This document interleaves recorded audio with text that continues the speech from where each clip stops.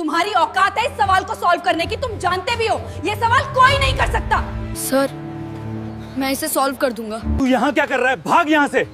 अगर दोबारा दिखाना तो बच नहीं पाएगा। सुबह के करीब 6 बजे थे। शहर अभी पूरी तरह जागा नहीं था, लेकिन कुछ जगहें ऐसी होती हैं जो नींद से पहले ही उठ खड़ी होती हैं। उन्हीं में से एक था ग्रीन वैली इंटरनेशनल स्कूल। ऊंची दीवारें, चमकते गेट और अंदर खड़ी महंगी गाड़ियों की कतार। यहां पढ़ने वाले बच्चों की दुनिया अलग थी, जहां जरूरत से ज्यादा सब कुछ मौजूद था। लेकिन उसी चमक के ठीक बाहर, स्कूल की पिछली दीवार के पास, कूड़े के ढेर के पास एक लड़का खड़ा था। उसकी उम्र 10 साल से ज्यादा नहीं होगी। बदन पर फटी हुई शर्ट जो शायद कभी सफेद रही होगी, घुटनों तक फटा पैंट और पैरों में 2 अलग अलग चप्पलें, एक नीली एक लाल। बाल उलझे हुए, चेहरा धूल और काले धब्बों से भरा हुआ। लोग उसे देखकर नाक सिकोड़ते थे। कुछ बच्चे तो उससे दूर ही भागते थे। उसका नाम था आरव, लेकिन यह नाम उसे किसने दिया था यह उसे खुद भी नहीं पता था। आरव रोज यहां आता था, कूड़े के ढेर में से प्लास्टिक की बोतलें, टिन के डिब्बे और कागज ढूंढता। दिन भर की मेहनत के बाद जो कुछ मिलता उसे बेचकर 2 वक्त की रोटी जुटाता। उसकी दुनिया बहुत छोटी थी। एक पुराना बस स्टैंड जहां वह रात को सोता था, कुछ फटे हुए कागज जिनको जोड़कर उसने बिस्तर जैसा बना लिया था, और एक खाली डिब्बा जिसमें वह अपने खजाने रखता था। लेकिन अगर कोई ध्यान से देखता तो उसे एक अजीब बात जरूर नजर आती। उसकी आंखें। वो आंखें किसी साधारण बच्चे की नहीं थीं। उनमें एक अजीब सी चमक थी, जैसे वह दुनिया को किसी और ही नजर से देख रहा हो। आरव को एक अजीब आदत थी। वह जमीन पर लकड़ी के टुकड़े से कुछ न कुछ बनाता रहता था। गोल गोल निशान, सीधी रेखाएं, कुछ ऐसे चिन्ह जो किसी को समझ नहीं आते थे। लोग हंसते थे, पागल है ये, देखो फिर से जादू टोना कर रहा है। लेकिन आरव को फर्क नहीं पड़ता था। उसे खुद भी नहीं पता था कि वह क्या बना रहा है, लेकिन उसके लिए वो सब कुछ बहुत मायने रखता था। जब वह बोतलें गिनता तो सिर्फ गिनता नहीं था, उसे उनमें पैटर्न दिखते थे। जब वह आसमान की तरफ देखता तो सिर्फ तारे नहीं देखता था, उसे लगता था जैसे कोई भाषा लिखी हो वहां। उसे शब्द नहीं आते थे, लेकिन संख्याएं उसे समझ आती थीं। एक दिन जैसे ही स्कूल के अंदर क्लास शुरू हुई, आरव हमेशा की तरह दीवार के पास आकर खड़ा हो गया। वहां एक टूटी हुई जाली थी जहां से वह अंदर झांक सकता था। अंदर एक क्लास चल रही थी। ब्लैक बोर्ड पर एक टीचर कुछ लिख रहे थे, बड़े बड़े नंबर, अजीब चिन्ह, लाइनें, घुमाव। क्लास के बच्चे चुपचाप बैठे थे, कुछ समझने की कोशिश कर रहे थे, कुछ बस दिखावे के लिए सिर हिला रहे थे। लेकिन बाहर खड़ा आरव, वह बिल्कुल अलग था।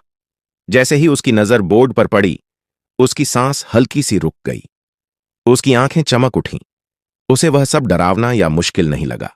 उसे लगा जैसे कोई कहानी लिखी जा रही हो, जैसे हर संख्या उससे कुछ कह रही हो। वह जाली के और करीब आ गया। उसकी उंगलियां लोहे को पकड़कर कस गईं। उसका दिल तेज धड़क रहा था। उसे समझ आ रहा था, बिना सीखे, बिना किसी किताब के, बिना किसी टीचर के, उसे लग रहा था जैसे यह सब पहले से ही उसके अंदर था। उसी वक्त अंदर बैठे एक लड़के ने खिड़की की तरफ देखा। उसने आरव को देखा और तुरंत चिल्लाया, सर, बाहर कोई कचरा उठाने वाला लड़का झांक रहा है। पूरी क्लास का ध्यान उधर चला गया। टीचर ने गुस्से से खिड़की की तरफ देखा। यहां क्या कर रहा है? भाग यहां से। आरव घबरा गया।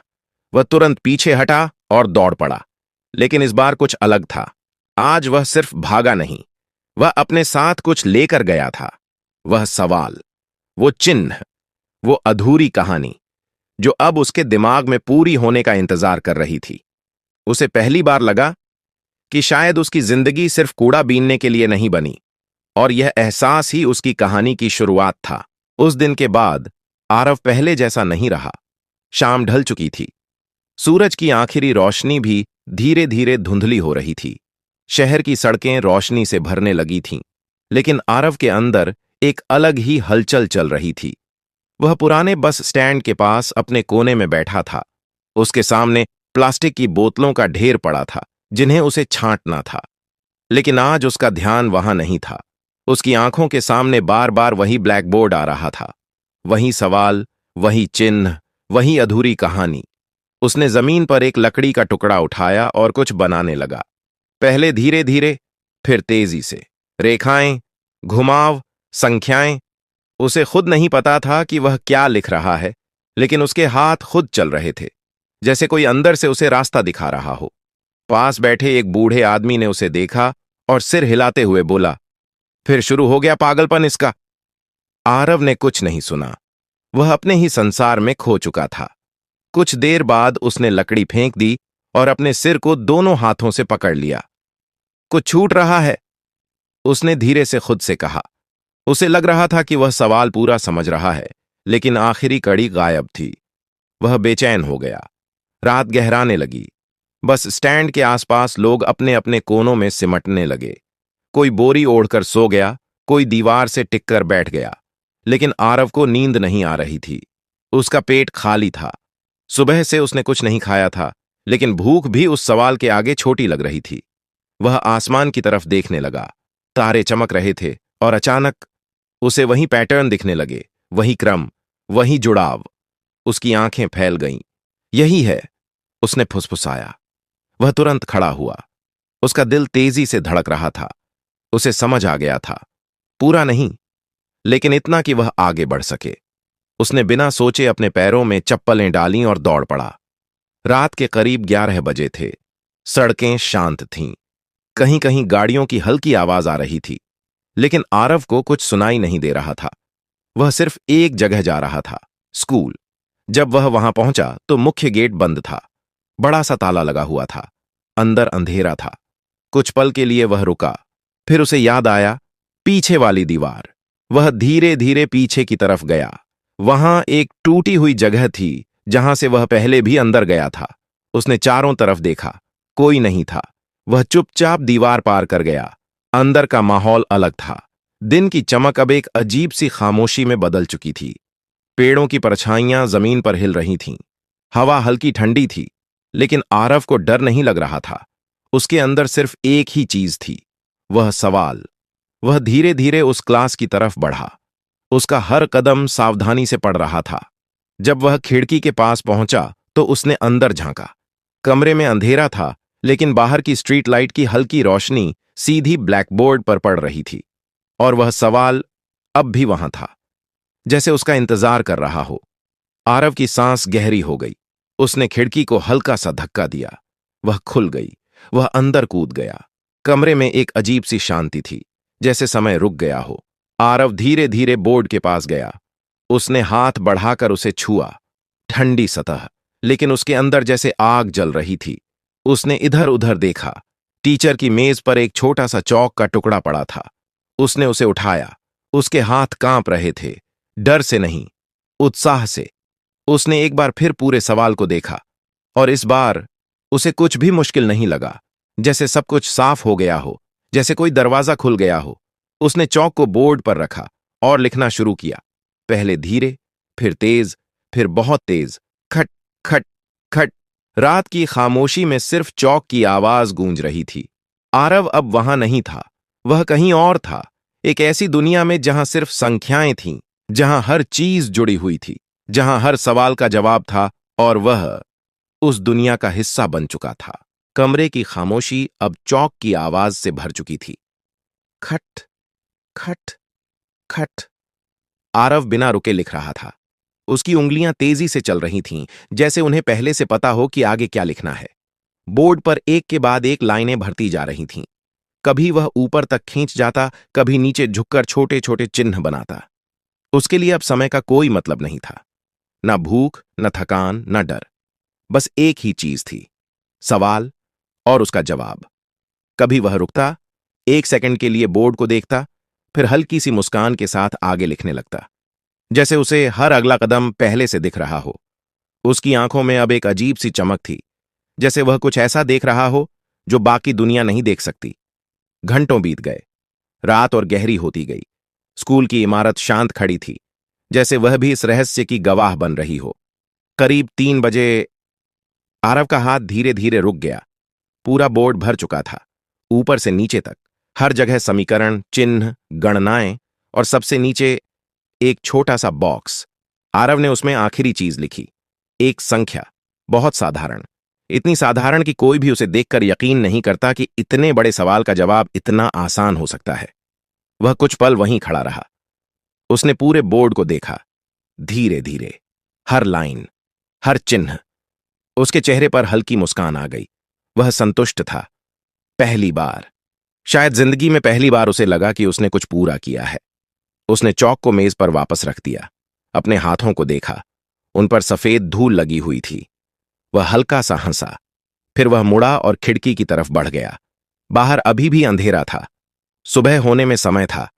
वह खिड़की से बाहर कूद गया, धीरे धीरे, बिना आवाज किए, फिर उसी रास्ते से दीवार पार कर बाहर निकल गया, जैसे वह कभी आया ही नहीं था। सुबह करीब 8 बजे स्कूल फिर से जाग चुका था। गाड़ियों की आवाजें, बच्चों की चहल पहल, टीचर्स की बातचीत, सब कुछ पहले जैसा था। लेकिन एक चीज बदल चुकी थी और किसी को अभी तक पता नहीं था। आरव उसी बस स्टैंड पर अपने कोने में सो रहा था, गहरी नींद में, जैसे रात में कुछ हुआ ही नहीं। उसके चेहरे पर शांति थी, भूख भी जैसे कुछ देर के लिए सो गई थी। उधर स्कूल के अंदर गणित के शिक्षक प्रोफेसर विनय मेहरा अपनी फाइलें हाथ में लिए क्लास की तरफ बढ़ रहे थे। वे अपने सख्त स्वभाव के लिए जाने जाते थे, बच्चे उनसे डरते थे, और आज वे खास मूड में थे, क्योंकि कल उन्होंने जो सवाल दिया था उन्हें पूरा यकीन था कि कोई भी उसे हल नहीं कर पाया होगा। वे दरवाजे तक पहुंचे, हैंडल पकड़ा, दरवाजा खोला, और जैसे ही अंदर कदम रखा वे वहीं रुक गए। उनके हाथ से फाइलें नीचे गिर गईं, उनकी आंखें फैल गईं। पूरा क्लासरूम शांत था, लेकिन ब्लैक बोर्ड अब वैसा नहीं था जैसा उन्होंने छोड़ा था। वह पूरा भरा हुआ था, समीकरणों से, हल से, जवाब से। प्रोफेसर धीरे धीरे आगे बढ़े, उनके कदम भारी हो गए थे। उन्होंने बोर्ड को ध्यान से देखा, एक लाइन, फिर दूसरी, फिर तीसरी। उनकी सांस तेज हो गई। ये कैसे? उनके होंठों से शब्द मुश्किल से निकले। उन्होंने चश्मा उतारकर साफ किया, फिर दोबारा देखा, इस बार और ध्यान से, और फिर उनके चेहरे का रंग बदल गया। यह सिर्फ सही नहीं था, यह अद्भुत था। जिस तरीके से सवाल हल किया गया था वह उनके सोच से भी आगे था। इम्पॉसिबल, उन्होंने धीरे से कहा। उसी वक्त पीछे से प्रिंसिपल अंदर आईं। क्या हुआ प्रोफेसर? उन्होंने भी बोर्ड की तरफ देखा और कुछ पल के लिए चुप रह गईं। क्या किसी बच्चे ने किया ये? उन्होंने हैरानी से पूछा। प्रोफेसर ने धीमी आवाज में जवाब दिया, नहीं, यह काम किसी साधारण बच्चे का नहीं हो सकता। फिर वे रुके, एक गहरी सांस ली और बोले, यह काम एक जीनियस का है। क्लास के बाहर खड़े कुछ बच्चे अंदर झांक रहे थे। खबर धीरे धीरे पूरे स्कूल में फैलने लगी। किसी ने वह सवाल हल कर दिया था, वह भी एक रात में। लेकिन सबसे बड़ा सवाल अब यह था कि आखिर वह था कौन, और वह अब भी कहां था। क्लासरूम के बाहर अब भीड़ लग चुकी थी। छात्र, टीचर, स्टाफ, हर कोई बस एक ही चीज देखना चाहता था, ब्लैक बोर्ड। वह बोर्ड अब सिर्फ एक बोर्ड नहीं रह गया था, वह एक रहस्य बन चुका था। प्रिंसिपल ने सख्त आवाज में कहा, सब लोग अपनी अपनी क्लास में जाएं, यह कोई तमाशा नहीं है। भीड़ धीरे धीरे छंट गई, लेकिन माहौल में उत्सुकता अब भी तैर रही थी। अंदर प्रोफेसर विनय मेहरा अभी भी बोर्ड के सामने खड़े थे। उनकी नजरें हर लाइन को पढ़ रही थीं, जैसे वह किसी अनजानी भाषा को समझने की कोशिश कर रहे हों। यह स्टेप, उन्होंने खुद से कहा, मैंने कभी इस तरह सोचा ही नहीं। प्रिंसिपल ने पूछा, क्या यह सच में सही है? प्रोफेसर ने गहरी सांस ली। सही ही नहीं, यह उससे भी आगे है। यह समाधान नया है, अलग है। कुछ पल के लिए कमरे में सन्नाटा छा गया। फिर अचानक प्रोफेसर ने मुड़कर कहा, हमें तुरंत पता करना होगा कि यह किसने किया। उन्होंने तुरंत सिक्योरिटी ऑफिस में फोन लगाया। कल रात की पूरी सीसीटीवी फुटेज अभी चाहिए। करीब 20 मिनट बाद स्कूल के सिक्योरिटी रूम में हल्की रोशनी थी। एक बड़ी स्क्रीन पर कैमरों की रिकॉर्डिंग चलाने की तैयारी हो रही थी। प्रोफेसर, प्रिंसिपल और सिक्योरिटी गार्ड तीनों स्क्रीन के सामने खड़े थे। गार्ड ने कहा, सर, यह फुटेज रात 10 बजे से शुरू होती है। वीडियो चलना शुरू हुआ। पहले कुछ नहीं दिखा, खाली गलियारे, बंद क्लासरूम, शांत स्कूल। समय धीरे धीरे आगे बढ़ता गया। 11:30, 12:15, 1:40, सब कुछ सामान्य था। फिर 2:27 AM स्क्रीन पर हलचल हुई। दीवार के पास एक छोटी सी परछाई दिखाई दी। गार्ड आगे झुक गया। सर, कोई अंदर आ रहा है। वीडियो में साफ दिख रहा था कि एक छोटा सा बच्चा दीवार फांदकर अंदर आया। उसकी चाल तेज थी, लेकिन सावधान। वह सीधे उसी क्लास की तरफ गया, खिड़की से अंदर घुस गया। प्रोफेसर की सांस रुक गई। अब सबकी नजरें स्क्रीन पर टिकी थीं। अगले कुछ मिनटों में वह बच्चा बोर्ड के सामने खड़ा था। उसने चौक उठाया और लिखना शुरू किया। वीडियो में आवाज नहीं थी, लेकिन उसके हाथों की तेजी सब कुछ बता रही थी। वह रुक नहीं रहा था। एक के बाद एक लाइन, एक के बाद एक स्टेप। घंटों बीत गए। वीडियो तेजी से आगे बढ़ाया गया। 3:10, 3:28, फिर 3:32 AM। बच्चा पीछे हटा, कुछ सेकंड बोर्ड को देखा और फिर खिड़की से बाहर कूद गया। जैसे वह आया था वैसे ही चुपचाप चला गया। कमरा फिर से खाली हो गया। वीडियो रुक गया। कमरे में सन्नाटा छा गया। प्रिंसिपल ने धीरे से पूछा, यह कौन है? सिक्योरिटी गार्ड ने स्क्रीन को ध्यान से देखा, फिर बोला, मैडम, यह वही लड़का लगता है जो रोज कूड़ा उठाने आता है पीछे। प्रोफेसर का दिल जोर से धड़कने लगा। नाम क्या है उसका? उन्होंने तुरंत पूछा। गार्ड ने सोचा, फिर बोला, लोग उसे आरव कहते हैं। यह नाम सुनते ही प्रोफेसर जैसे ठहर गए। आरव, यह नाम उनके अंदर कहीं गूंज गया, एक पुरानी याद की तरह। एक ऐसा नाम जिसे उन्होंने सालों से सिर्फ अपने दिल में दबाकर रखा था, लेकिन उन्होंने खुद को संभाला। कहाँ रहता है वो? उन्होंने पूछा। सर, पीछे वाले पुराने बस स्टैंड के पास, वहीं झुग्गियों में कहीं। प्रोफेसर कुछ सेकंड चुप रहे, फिर उन्होंने धीरे से कहा, मुझे उससे मिलना है, अभी। प्रिंसिपल ने चौंक कर देखा। अभी? हां, जितनी जल्दी हो सके। उनकी आवाज में अब आदेश कम और बेचैनी ज्यादा थी। जैसे यह सिर्फ एक जिज्ञासा नहीं थी, कुछ और था, कुछ गहरा, कुछ ऐसा जो उन्हें खुद भी समझ नहीं आ रहा था। स्क्रीन पर अभी भी वही आखिरी फ्रेम रुका हुआ था। छोटा सा लड़का खिड़की से कूदते हुए, और उसके चेहरे पर हल्की सी चमक, जैसे वह सिर्फ एक सवाल हल करके नहीं गया था, बल्कि एक बहुत बड़ा राज पीछे छोड़ गया था। दोपहर का समय था। शहर की भीड़ अपने चरम पर थी, लेकिन पुराने बस अड्डे के पास पहुंचते ही जैसे सब कुछ बदल गया। टूटी हुई सड़कें, चारों तरफ कूड़े के ढेर, हवा में बदबू घुली हुई। कुछ लोग फटे कपड़ों में इधर उधर बैठे थे, कुछ छांव ढूंढकर सो रहे थे। यहीं कहीं आरव रहता था। प्रोफेसर विनय मेहरा और प्रिंसिपल दोनों कार से उतरे। उनके साफ सुथरे कपड़े और सलीकेदार व्यक्तित्व इस जगह में बिल्कुल अलग नजर आ रहे थे। लोग उन्हें घूर कर देख रहे थे, जैसे पूछ रहे हों, ये यहां क्या कर रहे हैं? प्रोफेसर ने एक बुजुर्ग आदमी के पास जाकर पूछा, यहां एक लड़का रहता है, आरव, उसे जानते हैं? बुजुर्ग ने सिर उठाया, उन्हें ऊपर से नीचे तक देखा, फिर बोला, वही पागल लड़का? प्रोफेसर का दिल हल्का सा धड़क उठा। हां, वही।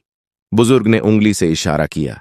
वहां उस पुराने बस के नीचे बैठा होगा, हमेशा वहीं रहता है। दोनों धीरे धीरे उस दिशा में बढ़े। जैसे जैसे वे पास पहुंचे, एक छोटा सा लड़का दिखाई दिया, पुरानी जंग लगी बस के नीचे। वह बैठा था और प्लास्टिक की बोतलों को साफ कर रहा था। वही फटे कपड़े, वही उलझे बाल, लेकिन अब प्रोफेसर उसे अलग नजर से देख रहे थे। ये वही बच्चा था जिसने असंभव को संभव कर दिया। आरव, प्रोफेसर ने धीरे से पुकारा। लड़के ने सिर उठाया, उनकी तरफ देखा और तुरंत खड़ा हो गया। उसकी आंखों में डर था। वह एक कदम पीछे हटा, जैसे भागने को तैयार हो। डरो मत, प्रोफेसर ने नरम आवाज में कहा, हम तुमसे बात करने आए हैं। आरव चुप रहा। उसकी नजरें इधर उधर घूम रही थीं, जैसे वह रास्ता ढूंढ रहा हो। प्रिंसिपल ने थोड़ा सख्त लहजे में कहा, कल रात तुम स्कूल में घुसे थे, है ना? यह सुनते ही आरव का चेहरा उतर गया। उसके हाथ कांपने लगे। मैंने कुछ नहीं चुराया, उसने धीरे से कहा। मैं बस वो सवाल। वह रुक गया, शब्द जैसे अटक गए हों। प्रोफेसर तुरंत उसके सामने झुक गए। तुमने कुछ गलत नहीं किया, उन्होंने शांत आवाज में कहा। तुमने जो किया वह बहुत बड़ा काम है। आरव ने पहली बार सीधे उनकी आंखों में देखा। उसे यकीन नहीं हो रहा था। कोई डांट नहीं रहा था, कोई मारने नहीं आया था। तुमने वह सवाल कैसे हल किया? प्रोफेसर ने पूछा। आरव ने कुछ पल सोचा, फिर बोला, मुझे नहीं पता, बस समझ आ गया। किसने सिखाया तुम्हें? किसी ने नहीं। ये जवाब सुनकर प्रिंसिपल हैरान रह गईं। बिना सीखे इतना सब? आरव ने कंधे उचकाए। मुझे नंबर अच्छे लगते हैं, वो खुद बता देते हैं क्या करना है। कुछ पल के लिए तीनों चुप हो गए। हवा में सिर्फ दूर से आती बसों की आवाज थी। प्रोफेसर अब उसे ध्यान से देख रहे थे। उसका चेहरा, उसकी आंखें, उसका अंदाज, कुछ था, कुछ जाना पहचाना, लेकिन वे समझ नहीं पा रहे थे। तुम यहां कब से हो? उन्होंने पूछा। याद नहीं, हमेशा से, आरव ने कहा। माता पिता? आरव ने सिर हिला दिया। नहीं पता। प्रोफेसर का दिल हल्का सा भारी हो गया। उन्होंने धीरे से पूछा, तुम्हें कुछ भी याद नहीं? नहीं। फिर अचानक प्रोफेसर की नजर उसके हाथ पर पड़ी। आरव बोतल उठाने के लिए झुका था। उसकी हथेली साफ दिखाई दे रही थी और वहां एक छोटा सा निशान था, तारे जैसा। प्रोफेसर का दिल एक पल के लिए रुक गया। उनकी आंखें फैल गईं। वे तुरंत नीचे झुके। आरव, अपना हाथ दिखाओ। आरव घबरा गया। क्यों? बस दिखाओ। धीरे धीरे आरव ने अपना हाथ आगे बढ़ाया। प्रोफेसर ने उसकी हथेली को देखा। वही निशान, बिल्कुल वैसा ही जैसा उनके खोए हुए बेटे के हाथ पर था। उनकी उंगलियां कांपने लगीं, आंखों में नमी भर आई। यह सिर्फ एक संयोग नहीं हो सकता था। उनकी आवाज धीमी हो गई। आरव जी, क्या तुम? वे रुक गए। शब्द गले में अटक गए। उनका दिल अब सिर्फ एक ही बात कह रहा था, लेकिन दिमाग अभी भी मानने को तैयार नहीं था। सामने खड़ा यह बच्चा क्या सच में उनकी जिंदगी का सबसे बड़ा खोया हुआ हिस्सा हो सकता था? बस अड्डे के उस शोरगुल के बीच एक अजीब सी खामोशी उतर आई थी। प्रोफेसर विनय मेहरा अब भी आरव की हथेली को देख रहे थे। उनकी आंखें उस छोटे से तारे जैसे निशान पर टिकी हुई थीं, जैसे उसमें कोई जवाब छिपा हो। आरव घबराया हुआ था। साहब, मैंने कुछ गलत किया क्या? उसने डरते हुए पूछा। प्रोफेसर ने तुरंत खुद को संभाला। उन्होंने उसका हाथ धीरे से छोड़ दिया और नरम आवाज में बोले, नहीं बेटा, बिल्कुल नहीं। उनकी आवाज बदल चुकी थी। अब उसमें सख्ती नहीं, अपनापन था। प्रिंसिपल ये सब देख रही थीं। उन्हें भी कुछ अजीब लग रहा था। प्रोफेसर, आप ठीक हैं? उन्होंने धीरे से पूछा। प्रोफेसर ने हल्का सा सिर हिलाया, लेकिन उनकी नजरें अब भी आरव से हट नहीं रही थीं। आरव, उन्होंने शांत स्वर में कहा, क्या तुम हमारे साथ चलोगे? आरव एकदम पीछे हट गया। कहां? बस हमारे घर। खाना खाओगे, आराम करोगे, फिर चाहो तो वापस यहीं आ जाना। आरव चुप रहा। उसने आसपास देखा। वही गंदगी, वही लोग, वही उसकी दुनिया। फिर उसने प्रोफेसर की तरफ देखा। उनकी आंखों में कुछ अलग था। डर नहीं, गुस्सा नहीं, कुछ और, कुछ ऐसा जो उसने पहले कभी महसूस नहीं किया था। मुझे वापस छोड़ दोगे? उसने धीरे से पूछा। हां, प्रोफेसर ने तुरंत कहा, अगर तुम चाहोगे तो जरूर। कुछ पल की चुप्पी के बाद आरव ने धीरे से सिर हिला दिया। कार के अंदर बैठना उसके लिए एक नया अनुभव था। नरम सीट, ठंडी हवा, शांत माहौल। वह खिड़की से बाहर देख रहा था। तेजी से भागती सड़कें, ऊंची इमारतें, सब कुछ अलग लग रहा था। वह चुप था और प्रोफेसर भी, लेकिन उनके मन में तूफान चल रहा था। क्या यह सच हो सकता है? क्या यह वही बच्चा है, उनका बेटा? लेकिन कैसे? और अगर हां, तो इतने साल वह कहां था? कार धीरे धीरे एक बड़े सुंदर घर के सामने रुकी। लोहे का गेट, अंदर हरा भरा बगीचा, साफ सुथरा आंगन। आरव ने ऐसी जगह पहले कभी नहीं देखी थी। वह धीरे से कार से उतरा। उसके कदम खुद ब खुद धीमे हो गए, जैसे वह डर रहा हो कि कहीं यह सपना टूट न जाए। प्रोफेसर ने दरवाजा खोला और घंटी बजाई। कुछ सेकंड बाद दरवाजा खुला। सामने एक महिला खड़ी थी।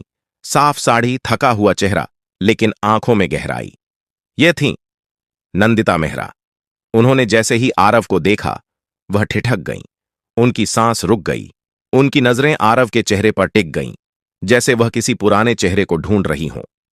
विनय, ये बच्चा, उन्होंने धीमी आवाज में कहा। प्रोफेसर ने हल्के से जवाब दिया, यही है, वही जिसने सवाल हल किया। हां। नंदिता धीरे धीरे आगे बढ़ीं। उनकी आंखें अब भी आरव पर टिकी थीं। उन्होंने झुककर उसके चेहरे को गौर से देखा। उसकी आंखें, उसका माथा, उसकी हल्की सी मुस्कान। कुछ था, कुछ जो दिल को खींच रहा था। तुम्हारा नाम क्या है बेटा? उन्होंने पूछा। आरव। यह नाम सुनते ही उनकी आंखों में आंसू आ गए। उन्होंने तुरंत अपना चेहरा दूसरी तरफ कर लिया, जैसे कुछ छिपाने की कोशिश कर रही हों। अंदर आओ, उन्होंने खुद को संभालते हुए कहा। आरव धीरे धीरे अंदर आया।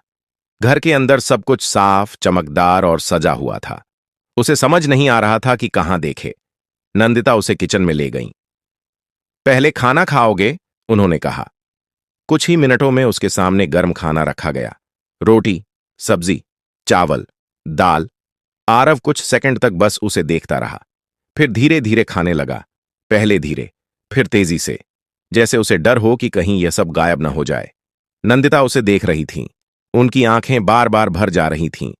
प्रोफेसर दरवाजे पर खड़े थे, चुप, लेकिन उनके चेहरे पर साफ दिख रहा था कि उनके अंदर कुछ टूट भी रहा है और कुछ जुड़ भी रहा है। उन्हें अब यकीन होने लगा था कि यह सिर्फ एक संयोग नहीं है, कुछ बहुत बड़ा, बहुत गहरा उनकी जिंदगी में लौटने वाला है। रात गहरा चुकी थी। घर के एक कमरे में आरव गहरी नींद में सो रहा था। साफ बिस्तर, नरम तकिया और पेट भर खाना, यह सब उसके लिए बिल्कुल नया था। उसके चेहरे पर एक अजीब सी शांति थी, जैसे सालों बाद उसे सुकून मिला हो। दूसरी तरफ हॉल में प्रोफेसर विनय मेहरा और नंदिता आमने सामने बैठे थे। दोनों चुप थे, लेकिन यह चुप्पी खाली नहीं थी, यह सवालों से भरी हुई थी। विनय, नंदिता ने धीरे से कहा, तुम भी वही सोच रहे हो ना जो मैं सोच रही हूं? प्रोफेसर ने कुछ सेकंड तक जवाब नहीं दिया, फिर बोले, अगर मैं हां कहूं तो शायद मैं खुद को ही धोखा दे रहा हूं। लेकिन उसका चेहरा, नंदिता की आवाज कांप गई। उसकी आंखें बिल्कुल वैसी ही हैं। प्रोफेसर ने गहरी सांस ली। सिर्फ शक के आधार पर हम इतना बड़ा फैसला नहीं ले सकते। तो फिर क्या करें? सच पता करते हैं। कैसे? प्रोफेसर ने सीधा जवाब दिया, डीएनए टेस्ट। कमरे में फिर खामोशी छा गई। यह एक ऐसा कदम था जो सब कुछ बदल सकता था।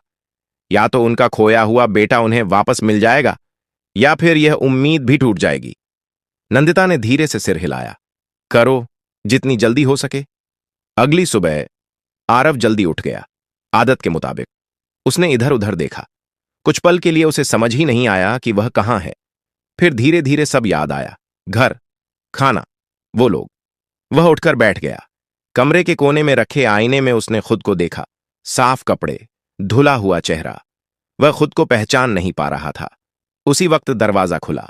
नंदिता अंदर आईं। जाग गए? उन्होंने मुस्कुराते हुए पूछा। आरव ने हल्का सा सिर हिलाया। डरो मत, उन्होंने कहा, यह अब भी तुम्हारा ही दिन है। आरव कुछ समझा नहीं, लेकिन उनकी आवाज उसे अच्छी लगी। कुछ देर बाद वे तीनों एक क्लिनिक पहुंचे। आरव थोड़ा घबराया हुआ था। हम यहां क्यों आए हैं? उसने पूछा। प्रोफेसर ने शांत आवाज में कहा, बस एक छोटा सा टेस्ट करना है, दर्द नहीं होगा। आरव ने कुछ नहीं कहा, वह बस चुपचाप बैठ गया। नर्स आई, उसने आरव का सैंपल लिया, फिर प्रोफेसर और नंदिता का। सब कुछ ही मिनटों में खत्म हो गया, लेकिन असली इंतजार अब शुरू हुआ था। 3 दिन, 3 लंबे दिन। हर घंटा भारी लग रहा था। नंदिता बार बार आरव को देखती, कभी उसके बाल सहलाती, कभी उसे बस दूर से देखती रहती। प्रोफेसर बाहर से शांत थे, लेकिन अंदर से टूट रहे थे। उन्हें डर था, बहुत बड़ा डर। अगर यह उनका बेटा नहीं निकला तो क्या वे फिर से उसी खालीपन में लौट पाएंगे? तीसरे दिन रिपोर्ट आ गई। क्लिनिक के केबिन में तीनों बैठे थे। डॉक्टर ने फाइल खोली, कुछ सेकंड तक रिपोर्ट पढ़ी, फिर ऊपर देखा और हल्का सा मुस्कुराया। कंफर्म है, उन्होंने कहा, यह बच्चा आपका ही है। कमरे में जैसे समय रुक गया। नंदिता की आंखों से आंसू बहने लगे। उन्होंने तुरंत आरव को गले लगा लिया। मेरा बेटा! उनकी आवाज टूट गई। प्रोफेसर की आंखें भी भर आईं। उन्होंने पहली बार बिना किसी रोक के रोना शुरू किया।